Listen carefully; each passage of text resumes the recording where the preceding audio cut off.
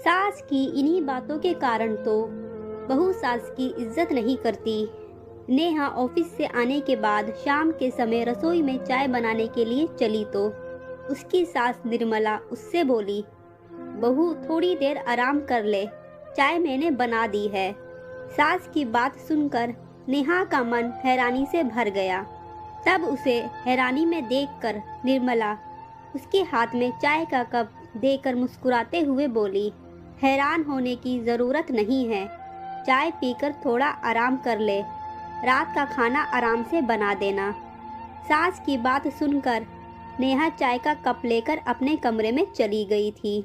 गुस्से से भरी सास की जगह पर प्रेम से भरी सास का बदला हुआ रूप देखकर उसे कुछ दिनों पहले की बात याद आ गई थी। वो और उसका पति नरेंद्र दोनों एक ही कंपनी में काम करते थे। ससुर रामपाल नौकरी से रिटायर होने के बाद सास के साथ घर पर ही रहते थे। 2 बच्चे थे, दोनों एक प्राइवेट स्कूल में पढ़ा करते थे। नेहा सुबह 5 बजे से उठकर ही घर के कामों में लग जाती थी। 9 बजे तक घर का काम खत्म करने के बाद ऑफिस चली जाती थी। ऑफिस से आने के बाद तुरंत रसोई में शाम की चाय बनाने के लिए घुस जाती थी और नरेंद्र आराम करने के लिए बिस्तर पर लेट जाते थे। एक दिन ऑफिस में काम करने के दौरान नेहा के सर में दर्द हो गया था। छुट्टी के बाद जब वो घर आई तो थोड़ी देर आराम करने के लिए बिस्तर पर लेट गई थी। अभी उसकी आंख लगी भी नहीं थी कि तभी निर्मला उसे आवाज देते हुए बोली, बहू आज चाय नहीं बनेगी क्या? ये सुनकर नेहा बोली, मम्मी आज मेरी तबीयत ठीक नहीं है, थोड़ी देर आराम करने दो, फिर बना दूंगी। बहू जब तुझे पता है कि ये वक्त चाय का है, फिर आराम करना जरूरी है क्या? निर्मला ने थोड़े गुस्से में कहा तो उनकी बातें सुनकर नेहा का मन दुखी हो गया था, क्योंकि ऑफिस से आने के बाद वो कभी आराम नहीं करती थी और उसके पति ऑफिस से आने के बाद आराम करने के लिए तुरंत बिस्तर पर लेट जाते थे। आज उसकी तबीयत खराब थी, इसलिए वो आराम करने के लिए कमरे में चली गई थी। यदि निर्मला चाहती तो खुद भी चाय बना सकती थी या फिर नरेंद्र से कहकर चाय बनवा सकती थी, परंतु वो बेटा बहू दोनों में बहुत भेदभाव करती थी। बेटे के आने पर तुरंत, बेटा तू ऑफिस से आकर थक गया होगा, चल आराम कर ले, ये कहकर वो उसे आराम करने को बोल देती और ऑफिस से आने के बाद नेहा से आराम करने के स्थान पर तुरंत चाय बनाने को बोल देती, जिसे देखकर कभी कभी नेहा का मन दुखी हो जाता था, जिन्हें याद करके वो दुखी मन से बोली, मम्मी जी आपके बेटे तो रोजाना आराम करते हैं, मैं तो सिर्फ आज ही आराम कर रही हूँ, वो भी सर में दर्द होने पर। आज आप उनसे कहकर चाय बनवा लेती। अच्छा तो तू मेरे बेटे से चाय बनवाएगी, खुद आराम करके उसकी बराबरी करेगी? वो तो आदमी है और आदमी पत्नी के लिए परमेश्वर के समान होता है।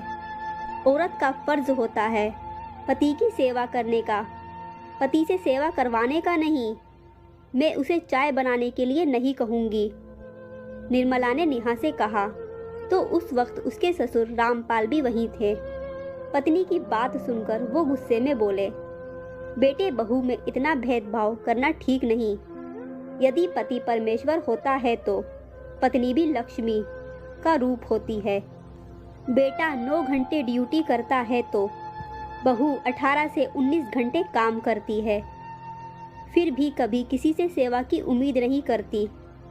जब कभी तुम्हारी तबीयत खराब होती थी, मैं बिना कहे तुम्हारे लिए चाय बना देता था और खाना बनाने में और घर के काम करने में तुम्हारी मदद भी करता था। तब तुम खुशी खुशी मेरे हाथ की चाय पी लेती थी। उस वक्त तुमने कभी नहीं कहा पति परमेश्वर होता है। आज जब बहू के सर में दर्द हुआ तो बेटे को दुख में पत्नी की सेवा करने की शिक्षा देने के बजाय उसके मन में भेदभाव का विष घोल रही हो। यदि बेटे से चाय बनाने के लिए नहीं कह सकती तो तुम खुद भी बना सकती हो। बहू के आने से पहले भी तो तुम घर का सारा काम करती थी, अब दिन में एक बार चाय बनाने में भी तुम्हें शर्म आती है? तुमसे नहीं बनती तो मैं बना देता हूँ। मेरे लिए बेटा बहू बराबर है। सास की इन्हीं बातों के कारण तो बहू सास की इज्जत नहीं करती। पति की बातें सुनकर निर्मला शर्मिंदा हो गई थी। वो नेहा से बोली, बहू तू आराम कर ले, मैं चाय बनाकर लाती हूँ और नरेंद्र को समझाऊंगी कि वो भी तेरे लिए चाय बना दिया करे और घर के कामों में तेरा हाथ बटा दिया करे। पति पत्नी दोनों का दर्जा बराबर का होता है। मैं अभी नरेंद्र से कहकर तेरे लिए डॉक्टर से पूछकर सिर दर्द की गोली मंगवाती हूँ। सास की बातें सुनकर नेहा के चेहरे पर मुस्कान आ गई थी। बहू चाय ठंडी हो रही है, तूने अभी पी नहीं? सास ने नेहा को कहा तो नेहा यादों के झरोके से बाहर आकर अपने ससुर को मन ही मन धन्यवाद देते हुए चाय पीने लगी थी।